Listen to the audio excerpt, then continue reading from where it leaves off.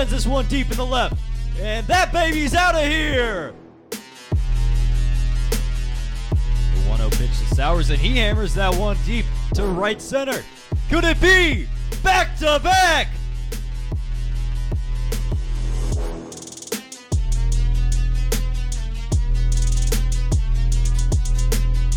Bradley rips that one down the right field line, and the Hoosiers win!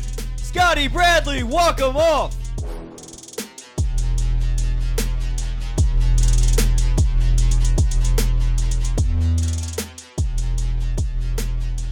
Hello and welcome to the Indiana Baseball Pregame Show inside the Beckley Studio at the Media School here at Indiana University. Zain Pyarali and Josh Eastern here to preview the weekend series on the diamond between Indiana and Illinois. And Josh, the weather, for once, should actually be spectacular this weekend. Yeah, this is a great weekend for baseball here in Bloomington. A lot of rain and bad weather throughout the winter, but finally a good weekend here for some baseball. Yeah, it should be about 66 and sunny at first pitch today, and we have a great matchup this weekend. But first, the Hoosiers played a 3-game series at Ohio State this weekend. Let's check out the highlights. Jonathan Stever making his 10th start of the year. We pick it up here in the first inning. Runners on the corners, 2 outs, and he gets the K to end the frame, keeping it scoreless. Top 3 now, Matt Gorski up with a man on third. He just sticks his bat out, grounds it to the right side, and that's going to score the run, but he's also going to beat it out for an infield single. 1-0 Indiana. Ryan Feynman at the plate now with 2 on, nobody out. Shoots one into left center. Gorski's going to come around to score easily. Indiana up 2-0. Now as we head to the bottom of the 5th, Jonathan Stever in a bases-loaded jam with 2 outs, but he gets the ground ball to second base. Matt Lloyd fields it cleanly, throws it over to Scotty Bradley, and Stever escapes the jam. Later on in the 7th, Stever still cruising. Picks up a couple of strikeouts here. He went 7 shutout innings, picked up 6 strikeouts as Indiana takes the opener 4-0 against Ohio State. And they would try to keep that momentum going into Saturday to try to pick up the weekend series win at Ohio State. We started off here in Game 2 on Saturday. Ryan Feltner getting the start for the Buckeyes. We pick it up in the top of the 2nd. Matt Gorski at the plate, and Matt Gorski down the line. He's going to come all the way around to third. A run is going to score. That's Scotty Bradley scoring the opening run of the ball game, and the Hoosiers take an early lead. Later in the inning, the Hoosiers now up 3-0. Sowers gets plunked with the bases loaded and drives in a run to make it 4-0.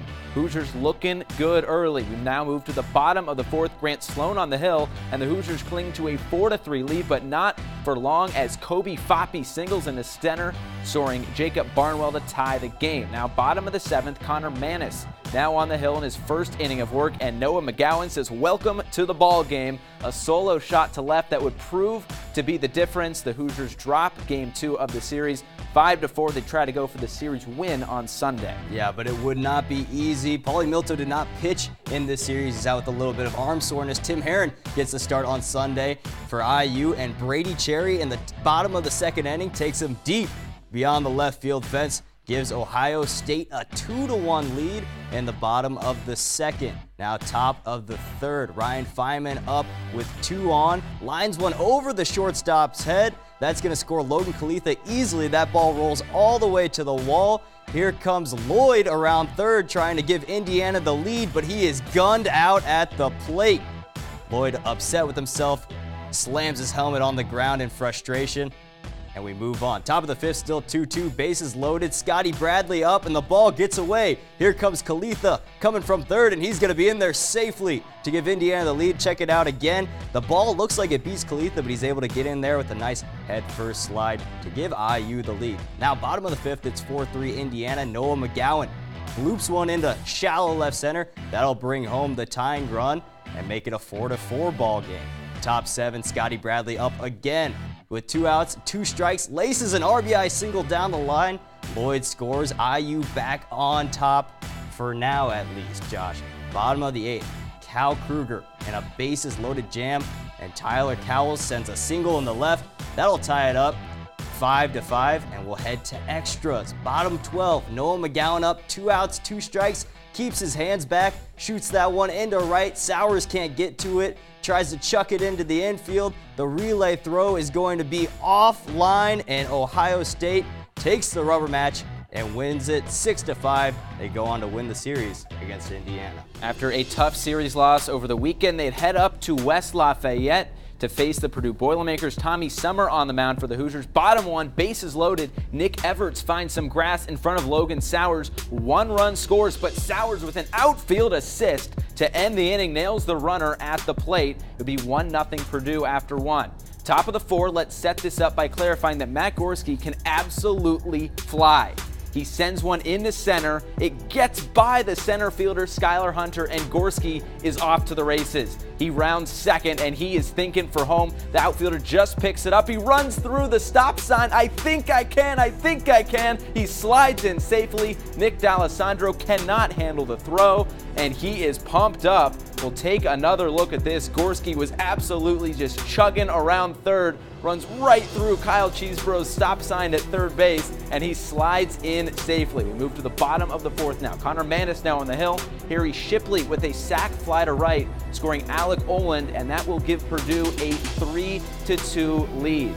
Back and forth they went in West Lafayette, a good one in front of a very big crowd. Top of the 6th now, bases loaded for Matt Lloyd with nobody out, and unfortunately he goes right to the second baseman, lines out. Ryan Feynman is doubled off at second. Lloyd cannot believe it. Later in the inning, the Hoosiers playing a little bit of small ball with a double steal. Gorski takes off for second and gets caught in the rundown. Sowers was at third, and he takes off for home, slides in safely. The Hoosiers still trail 4-3, but they are getting back in this ballgame. You see it again, he just slides in ahead of the throw. Some heads-up base running from Sowers. Top of the 9th, IU now down 5-3 and down to its last out. Drew Ashley will fly out to end the ball game. The Hoosiers lose this one 5-3. They've now lost 3 straight heading into this weekend against Illinois. Here's what head coach Chris Lemonis had to say about his team's struggles as of late. Today's about having a good practice, and when we won all the games, you don't really get to enjoy them, and it feels like the losses linger around. So we're just trying to drop that bad feel, get out here, have a good practice, bounce around, and be ready for Illinois on Friday. It's part of the game. We're not far from playing good baseball. The last 3 games, we've given away some freebies, which are not characteristic of us either on the pitching mound or defensively. And then we just, we need to knock in a couple more runs. So we don't feel like we're far away. We just got to get that good feeling back. So, Josh, Indiana has now dropped 3 in a row, longest losing streak of the season for them. But Coach Lemonis is not concerned. Should he be? No, I don't think he should be now. Yeah. Now, if they go out and lose this weekend, then maybe you start to worry a little bit. But without Paulie Milto in the starting rotation, without Luke Miller in the lineup, he's one of your biggest bats. I think you're okay right now, but if you go out and lose this weekend, that could really cause some issues. You want to host a regional. That's a goal for this team, and moving forward, there's still some series where you can make up a little bit of ground, but this weekend is absolutely crucial against an Illinois team that is very close in the standings to where you sit right now. Yeah, I agree with you. Very good matchup, an important matchup this weekend between Indiana and Illinois. Let's take a look at the comparison between these two teams so far this year.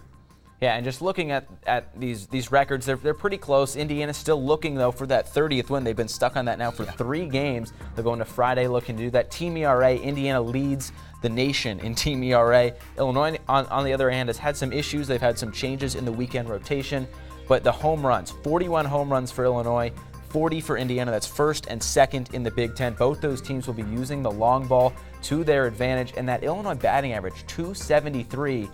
But it's really just one guy, Brent Splint. We're going to get into him in a few minutes, but boy, he is hitting 444 right now, which kind of boosts that number up. But without him, it might be a lot lower. So that's something to watch going into this weekend as well. Yeah, Josh, Brent Spillane, a major key in the Illinois lineup. Very good numbers between these two clubs this year, but in the last 5 games, both have been struggling really a lot. I mean, Indiana just 2-3, losing their last 3 in a row, and the Illini just 1-4 in that span. Yeah, and for Illinois, that's all against non-Big Ten teams and all at home. So both teams this weekend looking for a bit of a slump buster. I mean, you just see it in these last few games. Indiana, that ERA is boosted up a little bit, but the run differential still at a solid spot at +1.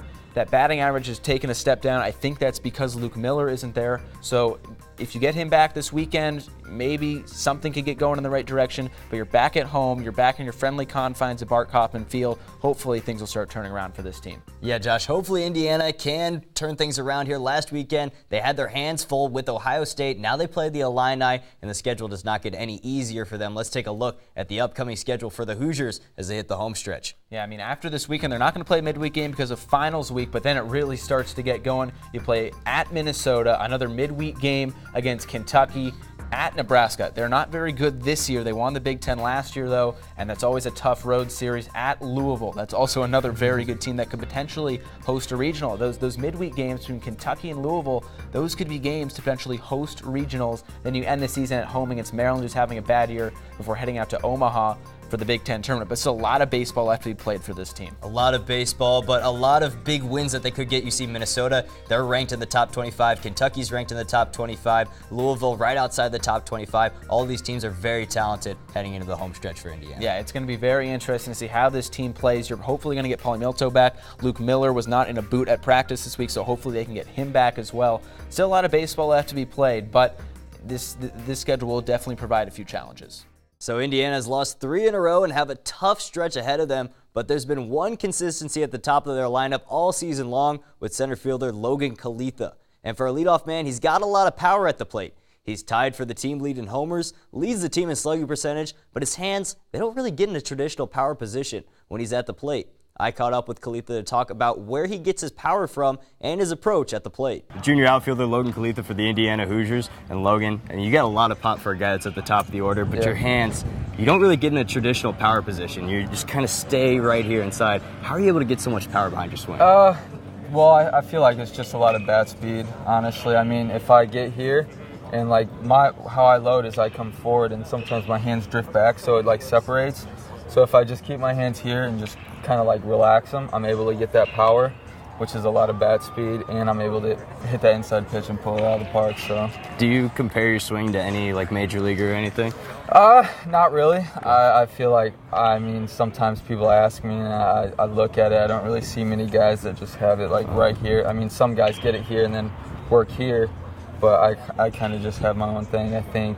One guy I've noticed, Gene Segura from the Seattle Mariners. I don't know if you've taken a look at him, no, but he stays right there just like you. Kind of same setup and everything. And it's just so impressive how you guys are both able to get so much power behind it. Yeah, I think it's just like, I always swung a 33 bat until this year. So I was thinking maybe if I jump it up, I can get a little more whip through the zone with a heavier bat. And I was able to. Last year I only hit, I think, 6 home runs. Freshman year I hit 11. So I was hoping to drive the ball out of the park a little more and just stay relaxed with my hands and just shoot them through the zone. And then another thing is you get on base a ton. You lead the team in on-base percentage. You walk, you get hit by a pitch. And it's just, it's phenomenal. And really, what's your approach at the plate? Because I go back and I think of that at-bat against Notre Dame where you work the count so much, work the walk. What's your approach? Just as a leadoff hitter, anything I can do, just get on, help the team out. I like being the guy to get on, start the tone. So mainly my approach is just see as many pitches as I can and just have a great at-bat. Last year I was a 3-hitter, so I was kind of aggressive on balls. Right now, yesterday I was a little too patient, I guess you can say, but I just need to get back in the zone, just seeing the right ball, seeing my ball to drive, gap to gap, and start getting on base. So awesome. Logan Kalitha, junior outfielder for the Indiana Hoosiers. Indiana plays a 3-game set against Illinois this weekend. Pretty impressive stuff right there from Kalitha, but Josh, he's not the only stud in this matchup today. Oh, absolutely not. You see what Kalitha can do here. Drive the ball out of the ballpark with ease. He picks up walks. He's got 30 of those this season. He also gets hit by pitches. You see him there taking his base. He has 18 hit by pitches today, not afraid to wear it. He leads the Big Ten and one of the leaders in the nation. But Bren Spillane out of Illinois, we talked about him a moment ago. He can drive the ball out of the ballpark. He's got 16 of those. He's hitting .444 on the season. I mean, he just sprays the ball all over the yard. That one was out to left. This one, we're going to go Oppo Taco. Why not? He can just spray it all over the field. Just an incredible player right now for Illinois. He's really clicking at the plate.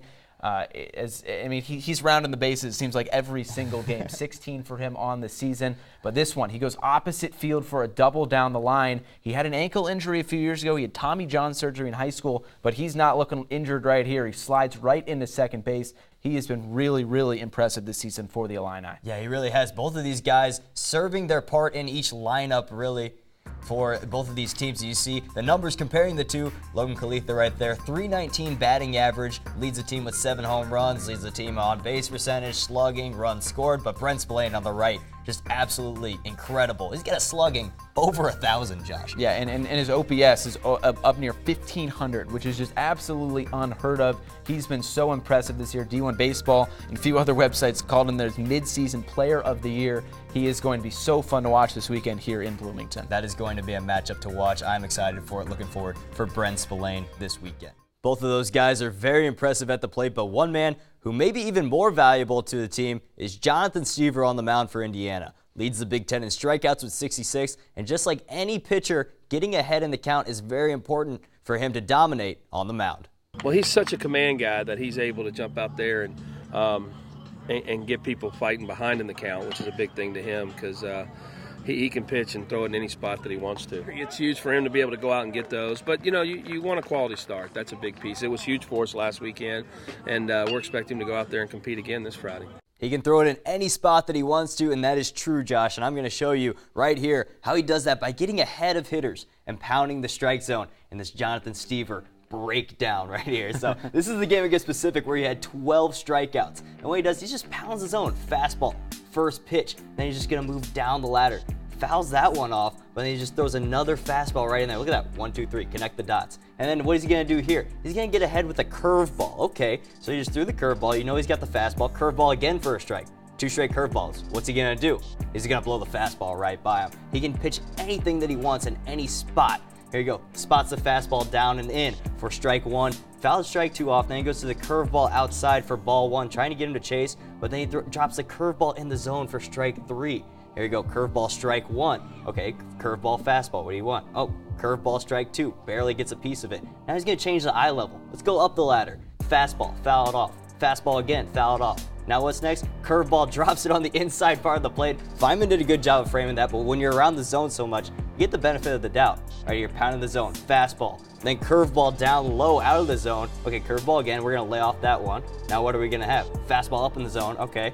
Now, he's got options, fastball, curveball. Oh, curveball in the dirt. Has no chance of getting to it, and it's so impressive what this guy can do. And look at the numbers on the year for Jonathan Stever. He's got a record of 5-1, 2.48 ERA, nearly 66 innings pitched, and 66 strikeouts. So strikeout in an inning, it's pretty impressive if you're asking me. And then also only 15 walks. He commands the strike zone. Like Lamona said, he can throw any pitch and any location possible. And then also, guys are just hitting 245 against him. So he has really been impressive all season long, leading this Indiana pitching staff. Stever has been the root of the success for Indiana's pitching as they lead the nation with an ERA of 2.45. But let's see how they match up against the rest of the nation in this week's D1 Baseball Top 25.